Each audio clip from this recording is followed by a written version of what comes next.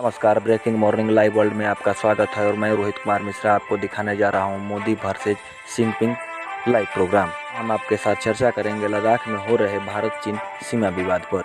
चीन पर नज़र रखने वाले विशेषज्ञों का मानना है कि लद्दाख में मौजूदा आम पेट्रोलिंग सैन्य विवाद कोई मायने नहीं रखता, बल्कि डोकलाम में मात खाने के बाद चीन नई रणनीति अपना रहा है। 73 दिनों का डोकलाम में हुए तनाव हाल ही के वर्षों में सबसे बड़ा टकराव माना गया था। पिछले महीने 5 और 6 तारीख को भारत और चीन की सेना लद्दाख के विवादास्पद पैंगोंग झील में आमने सामने आई और जिसके बाद से पूरे इलाके में तनाव का माहौल बरकरार है।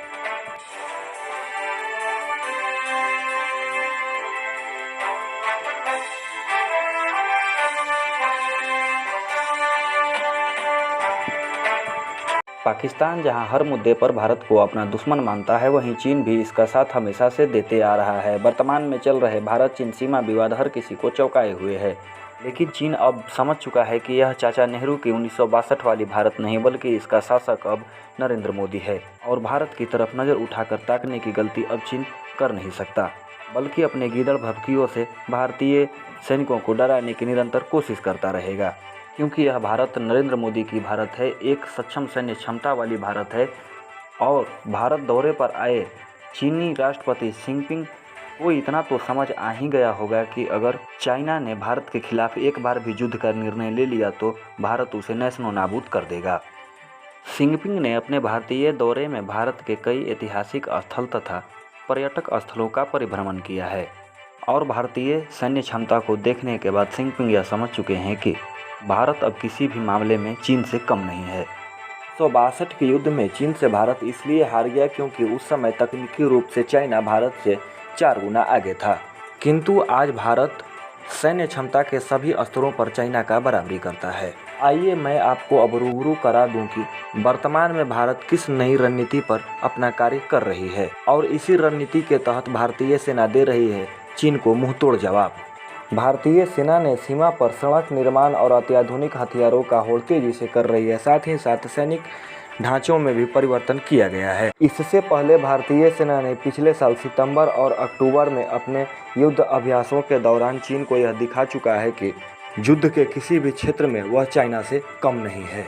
मैं आपको भारत के कुछ ऐसे हथियारों से रूबरू करने जा रहा हूँ जिससे चाइना और पाकिस्तान डरते हैं, या फिर डरते ही नहीं, थर-थर कांपते भी हैं। भारत अमेरिका, रूस और चीन के बाद विश्व का तीसरा अत्याधुनिक युद्ध क्षमता वाला देश है और इसी कारण भारत की स्वदेशी हथियारों से कांपता है चीन और पाकिस्तान। जी हाँ, क्योंकि भारत के पास अब है अदृश्य ब्रह्मास्त्र काली 5000 वह तकनीक है जिसके जरिए लेजर जैसी अदृश्य लाइट से दुश्मन के मिसाइलों को हवा में नष्ट किया जा सकता है। दुश्मन के मिसाइल और फाइटर जेट ही नहीं, बल्कि काली उपग्रहों तक को नष्ट कर सकता है।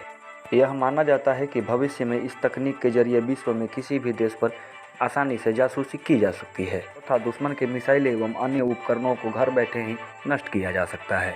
जब काली 5000 अपने दुश्मनों की ओर बढ़ता है तो इससे उत्पन्न होने वाली विनाशक किरणें दुश्मन के सभी अत्याधुनिक उपकरणों एवं हथियारों को वहीं के वहीं बंद कर देते हैं, जिसे रडार में भी पकड़ना संभव नहीं है। इन स्वदेशी हथियारों की ताकत को देखकर ही कांपता है चीन और पाकिस्तान। अपने गंतव्य स्थान से निकलने के बाद पल भर में दुश्मन के किसी भी शहर, मजबूत बंकर या फिर किसी भी फाइटर जेट को तबाह कर सकता है काली 5000।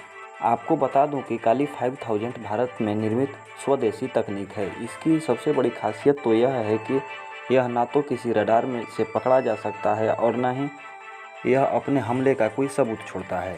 इससे निकलने वाली इलेक्ट्रॉनिक तरंगों का तूफान दुश्मन के रडार और सैटेलाइट के साथ साथ अन्य तकनीकों को भी ठप कर देता है।